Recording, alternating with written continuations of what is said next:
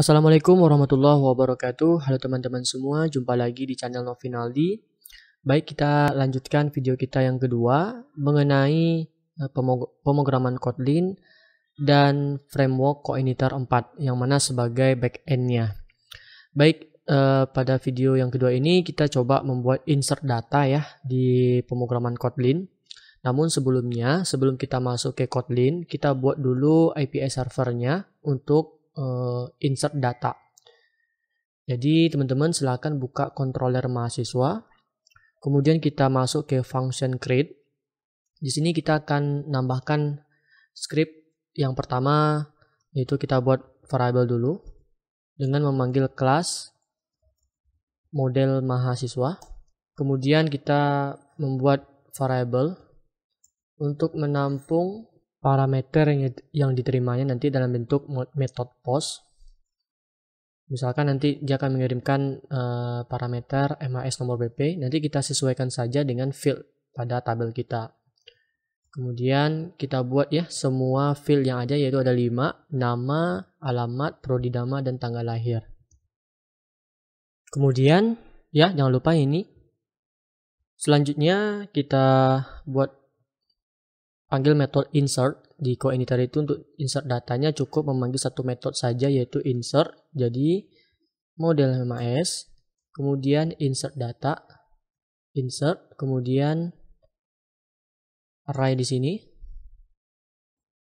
Kemudian di dalamnya panggil field dari tabel kita yang value-nya dari variable di atas. Jadi silakan diketik ini ya, ini field sebenarnya. Sebenarnya ini beda ya dengan yang ini. Ini adalah field dari tabel kita. Kalau ini parameter yang dikirimkan nanti dari Kotlin atau bisa juga dari Postman gitu ya teman-teman. Jadi ini cukup kita tambahkan metode insert untuk melakukan insert data pada framework Coordinator 4. Selanjutnya kita akan membuat respon ketika datanya berhasil. Jadi kita buat variable respon di sini. Misalkan key-nya kita buat status. Kalau berhasil misalkan statusnya kan 201 ya. Kemudian errornya kita buat false. Kemudian message. Pesannya itu misalkan data mahasiswa berhasil disimpan. Kemudian return string this respon, variable respon yang kita buat. Kemudian kasih di sini statusnya boleh kosong atau respon code-nya ya. Kita buat aja 201 sama dengan yang di atas. Nah, jadi sebenarnya sudah seperti ini nih ya. Jadi kalau misalkan kita tes melalui Postman, silakan disimpan terlebih dahulu. Silakan kita lakukan tes pada Postman kita. Jangan lupa URL-nya. Kita harus menggunakan IP pada perangkat kita. Jadi emulator atau kalian yang menggunakan handphone sebagai emulatornya pastikan berada dalam satu jaringan. Kemudian untuk ngetes metode postnya, ganti metodenya ini jadi post. Kemudian ubah jadi body. Kemudian kita pilih yang form URL encode. Oke, di key yang di sini isikan parameter yang mau dikirimkan sesuai dengan yang di sini, yang get post di sini. Jadi kita samain aja dengan field yang ada ya. Misalkan kayak ini, 111. Namanya misalkan ya terserah gitu ya. Kemudian MAS alamat misalkan Padang. Kemudian untuk tanggal lahir kita buat aja kayak ini 2020. Nah kayak ini ya. Kemudian kita lakukan simpan data, kita send. Pastikan muncul yang respon yang tadi. Nah gitu ya, data berhasil tersimpan. Nah kemudian ada satu lagi yang harus kita tambahkan. Kalau misalkan nomor BP atau NIM yang kita inputkan itu sudah ada. Ya, misalkan kayak ini ya, kalau kita send lagi dengan nomor BP yang sama, ya kalau saya send, nanti error seperti ini, duplicate entry. Nah, bagaimana caranya kalau kita pengen buat validasinya? Jadi di API-nya kita tambahkan lagi di sini. beberapa perintah. Kita akan gunakan sebuah validation pada coordinator 4. Caranya cukup mudah sekali. Di sini teman-teman silakan buat variable validation. Kita akan panggil service dari validasinya dari coordinator 4-nya, service. Kemudian panggil class validation-nya. Kemudian kita buat variable lagi, valid misalkan. Panggil method validate. Di dalamnya kita buat array. Kemudian kita panggil parameter MAS nomor BP. Ini parameter ya, bukan field. Parameter, atau kalau misalkan kita berada atau membuat aplikasi web, ini name dari inputan gitu ya. Jadi kita buat di sini lagi, buat array lagi. Kita panggil key yang namanya rules ya. Aturannya apa? Kalau di CI atau coordinator 4 itu ada aturannya is unique ya. Kalau kalian yang sudah pernah belajar coordinator 4, pasti paham di sini. Nah, ini untuk mengatasi kalau duplikat entry, kalau fieldnya itu ada yang primary key gitu ya. Is unique, kemudian panggil tabelnya, kemudian fieldnya. Jadi ini field, kemudian ini nama tabel. Kemudian kita buat label di sini. Misalkan labelnya nomor induk mahasiswa. Kemudian errorsnya pakai S. Kita akan ganti pesan errornya itu dalam bentuk bahasa Indonesia gitu ya. Kita ganti role yang is unique ini, pesannya jadi kayak gini. Field ini ngambil dari label di sini. Kemudian sudah ada. Nah, gitu ya. Kemudian kita buat di sini jika tidak valid. Nah, gitu. Maka kita akan buat respon. Kita samain responnya. Status nih saya copy saja ya. Oke, kita pastikan. Untuk statusnya biasanya kalau yang error gitu ya, statusnya itu 404. Kemudian errornya kita buat true. Message-nya kita buat misalkan name yang di input. Message-nya kita ambil dari validasi ya. Jadi kita buat panggil variable validation di atas. Kemudian panggil method get error. Kemudian parameternya. Nah gitu ya. Ini get error, ini MAS nomor BP dari sini. Ya teman-teman. Kemudian return string this response. Kemudian variable respon juga, kemudian 404. Jika tidak, else. Jika datanya sudah benar, maka baru lakukan insert data. Kita pindahkan ke atas. Oke, kita simpan. Kemudian kita tes lagi. Send. Ya, kita coba tes lagi nih. Send lagi nih. Nomor induk mahasiswa sudah ada. Teman-teman, paham ya? Kalau misalkan kita tambahin ya, kita ganti di sini, kita send lagi, berhasil, send lagi, gitu ya, sudah. Oke, API servernya sudah kita buat, saatnya kita masuk ke Kotlin. Teman-teman, kita lanjut ke pemrograman Kotlin-nya, ke bahasa Kotlin. Kemarin kita sudah buat tampil data, kemudian ada tombol floating button di sini. Kita akan membuat event ketika diklik sini maka akan muncul form tambah gitu ya. Namun sebelum itu kita buat activity baru. Di sini silakan teman-teman klik new, ambil activity, kita ambil yang empty activity. Di sini kita misalkan nama form add ya, form add mahasiswa activity. Seperti biasa.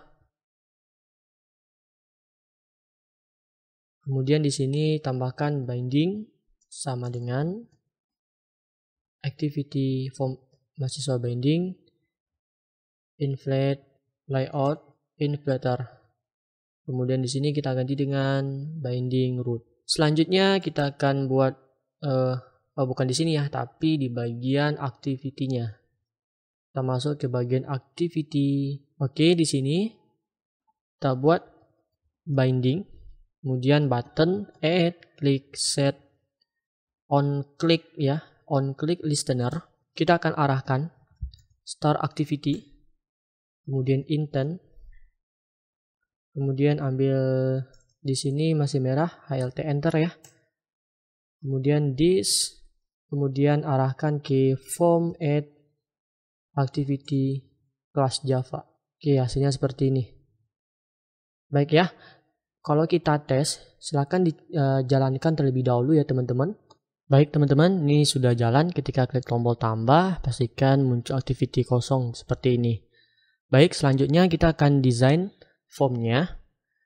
Teman-teman silakan masuk ke form add mahasiswa activity, kemudian masuk ke layoutnya.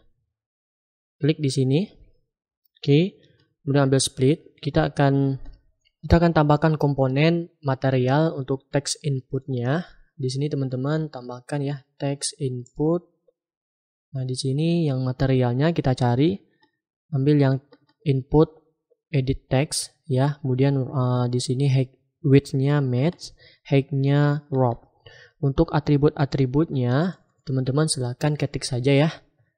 Hasilnya seperti ini. Yang saya blok ini ada ID-nya teks nomor BP, kita kasih jarak vertikal nomor 10 dp dan seterusnya. Kemudian untuk yang inputan nama, ini kita copy saja. Ini name-nya kita ganti dengan nama. Untuk top-nya ini kita posisikan itu di bawah inputan nomor BP. Berarti ini kita ganti dengan to bottom. Dengan ID-nya itu teks nomor BP. Nah, gitu ya. Di sini nama lengkap. Oke, cara yang sama teman-teman. Silakan untuk yang alamat dan prodi buat juga ya. Kita mulai dari atas di sini. Di sini ID-nya alamat, bottom-nya itu di sini nama ya. Ini artinya ya, di atas dari inputan alamat ini berada di bawah inputan nama. Nah, gitu ya. Itu cara menerjemahkannya. Kemudian alamat. Selanjutnya di sini kita tambahkan prodi ya. Prodi di sini alamat prodi Anda. Nah, gitu. Kemudian kita akan tambahkan inputan tanggal. Inputan tanggal ini kita akan memanfaatkan sebuah material kalender gitu ya, teman-teman. Jadi kita buat text view aja di sini. Jadi cukup seperti ini, text view. Ya, width-nya kita buat wrap, height-nya wrap. Baik, selanjutnya teman-teman silakan ketik aja perintah yang saya copy aja. Nah, yang ini ya, mulai dari yang sini, drawable star. Ini saya besarkan dulu. Drawable star kita tambahkan sebuah icon ya, kayak ini hasilnya. Kita scroll ke bawah lagi ya. Kemudian ini parent, kemudian berada di bawah prodi, kemudian margin left dan sebagainya. Ini teksnya pilih tanggal gitu. Nanti ketika diklik dia akan muncul sebuah inputan tanggal. ID-nya TVTGL, paddingnya 5 dp, drawable padding, gravity center vertikal, kemudian tekstilnya bold. Hasilnya seperti ini. Kemudian untuk iconnya ini IC date ya. Jadi teman-teman silakan tambahkan drawable di sini. Add new, kemudian vector asset, kemudian add gambar ini ya. Dan klik cari namanya date rank. Klik di sini, oke. Kemudian ganti dengan icon date namanya, sesuaikan dengan icon yang di sini. Baik ya teman-teman, ini saya tutup lagi. Selanjutnya, jadi ketika diklik sini muncul kalender, kemudian kita pilih tanggal, maka inputan tanggalnya muncul di bagian sini. Jadi nilai yang tanggal itulah yang akan kita ambil untuk disimpan ke dalam database. Jadi kita tambahkan dulu text view lagi di sini. Nah, perintahnya seperti ini. Ya, width-nya wrap content dan sebagainya. Silakan teman-teman ketik. Jadi teksnya cabut aja 2022 ya, hasil seperti ini dan seterusnya. Kemudian ID-nya jangan lupa TGL view. Kemudian tambahin lagi sebuah button ya, button namanya material button. Di sini material button ya. Material button. Oke, width-nya kita buat match, height-nya wrap. Oke, kemudian jangan lupa tambahkan ID, btn, add. Jangan lupa star-starnya gitu ya. Oke, mulai dari sini. ya teman-teman. Nah, hasilnya seperti ini nantinya. Kita scroll ke bawah lagi ya. Nah, oke, silahkan teman-teman pause saja, ketik aja perintahnya seperti ini. Hasilnya kelihatan di sini di bagian layoutnya. Baik, selanjutnya adalah ketika kita pengen membuat diklik simpan ini, kita akan panggil field di sini, key-nya ke dalam API kita. Atau kita buat, kita buat sebuah data class untuk menampung respon terlebih dahulu, respon create di sini. Nah, oke ya. Jadi teman-teman silakan tambahin, ini saya tambahin sebuah class, data class, saya buat respon create, ya, respon create di sini. Saya akan tambahin pertama itu respon. Ini saya ketik aja ya, serialized name ya teman-teman. Kemudian ambil yang status, kemudian file stt, kita buat aja integer. Oke, ini sama ya teman-teman, error dan message. Baik teman-teman, hasilnya seperti ini. Silakan diketik saja. Ada 3 respon di sini, ada 3 key ya, status, error, dan message. Baik, selanjutnya adalah kita akan menyimpan atau menampung key ini ke dalam API kita. Jadi teman-teman silakan buka API-nya. Oke, kita akan tambahkan function. Di sini pertama panggil form URL encode, karena kalau kita lihat di Postman tadi kita menggunakan form URL encode ya, form URL encode. Kemudian panggil lagi metode post, oke. Kemudian mahasiswa. Selanjutnya kita tambahkan sebuah function. Di sini kita misalkan fungsinya create data. Oke, di dalamnya kita akan panggil field. Fieldnya apa? Fieldnya itu dari parameter yang sini, ya. Jadi tambahin MAS nomor BP, kemudian MAS nomor BP, kemudian kita buat string.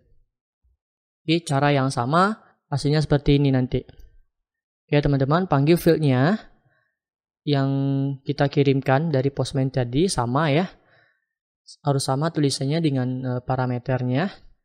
Kemudian baru panggil yang call, ambil yang respon create.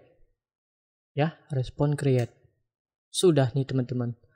Baik, selanjutnya adalah jika sudah, kita masuk lagi ke form add mahasiswa activity. Kita akan buat ketika diklik binding btn add set on klik listener. Nah gitu. Oh ya, sebelum itu kita buat dulu ya, ketika ini diklik muncul kalendernya. Nah ya. Baik, kita buat dulu sebelum add listener ya. Jadi binding TV tanggal, kemudian kita set on klik listener. Di sini kita akan buat variabel date picker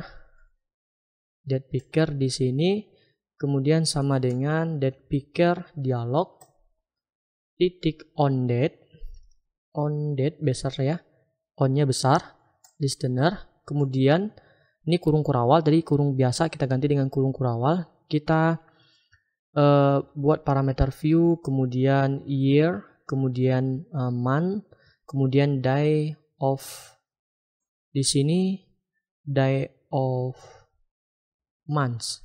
Oke, hasilnya seperti ini. Selanjutnya terlebih dahulu kita buat date dialog, this date picker titik show. Oke, kita akan membuat sebuah function date dialog. Ini masih merah, tekan Alt enter, create function date dialog. Oh, di sini bukan, oh ya, nggak apa-apa ya. Jadi di sini kita rubah konteks ya. konteks. Ini kita hapus dulu ya teman-teman. Tinggalkan ini gini. Date dialog, di sini ada yang kurang, maaf. Konteks ya, konteks. Kemudian koma, date picker. Di sini date picker dialog. Kemudian on date ya. On date listener. Kemudian di sini baru date picker dialog. Oke. Di dalamnya kita akan buat variable kalender, panggil kalendernya titik get instance ya. Kemudian return date picker dialog. Di dalamnya panggil konteks koma date picker. Oke, kemudian kalender, di dalamnya ada ini kurung siku ya, kalender titik year. Oke, kemudian ini kita copy aja. Ini ganti dengan month. Kemudian di sini day of months. Oke, hasilnya seperti ini. Baik, ini masih merah. Kemudian di sini kita akan buat binding di sini text view. Jadi hasilnya tgl view ini text, kemudian date to string, hasilnya kayak gini. Kemudian kita copy yang ini, pastekan di sini. Nah, ini masih merah, tekan alt enter. Kita akan buat function seperti ini. Kemudian ini masih integer, diamond integer. Di sini bukan ini ya, kita ganti dengan string. Oke, di dalamnya adalah ambil return, karena format MySQL itu tahun, bulan, dan tanggal gitu ya, maka ubah aja seperti ini. Strip di sini, kemudian month ya, tambah 1. Kenapa tambah 1? Kalau di pemrograman itu kan monthnya mulai dari indeks 0 ya. Dari 0 tambah 1 berarti 1 Januari ya. Kemudian di sini strip, kemudian day of month to string. Nah, hasilnya seperti ini. Jadi kalau kita jalankan, oke, kita coba klik tambah, kemudian klik pilih tanggal ini, maka muncul seperti ini ya teman-teman. Diklik tanggal 20, maka berubah di sini 20 bulan Juli. Kita rubah lagi ya untuk memastikannya bulan Mei ya. Klik, berubah juga. Jadi nilai inilah yang kita masukkan ke dalam database. Ini formatnya tahun dulu, bulan, dan tanggal sesuai dengan format tanggal yang disimpan ke dalam database MySQL ya teman-teman. Baik, kita lanjut. Jadi ketika diklik tombol add, maka lakukan simpan data. Jadi teman-teman silakan buat fun save data misalkan gitu ya.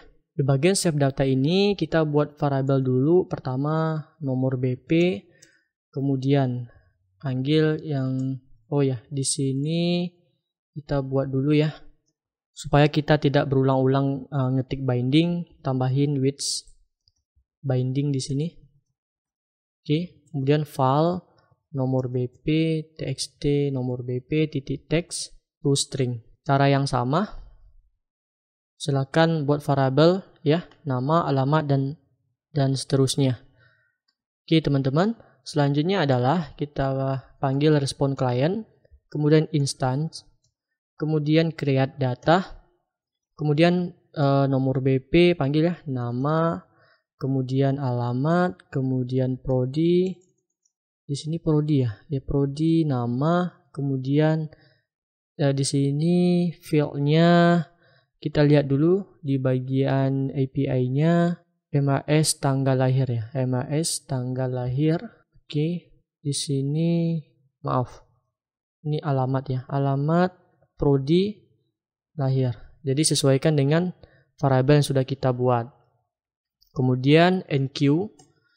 Kemudian pilih objek di dalamnya callback, ambil yang retrofit ya teman-teman. Kemudian ambil yang respon yang kita buat tadi, respon create. Oke. Hasilnya seperti ini, objeknya masih merah, tekan Alt enter. Enter. Oke. Di sini kita hapus saja di bagian on filer. Kemudian di sini kita hapus juga. Nah, kita akan membuat jika responnya is successful.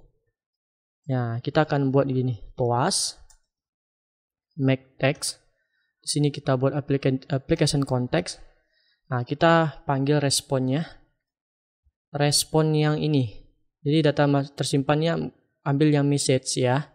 Message. Jadi tadi kita rubah di bagian mahasiswa respon create-nya itu pesan. Jadi teman-teman tambahin body titik pesan.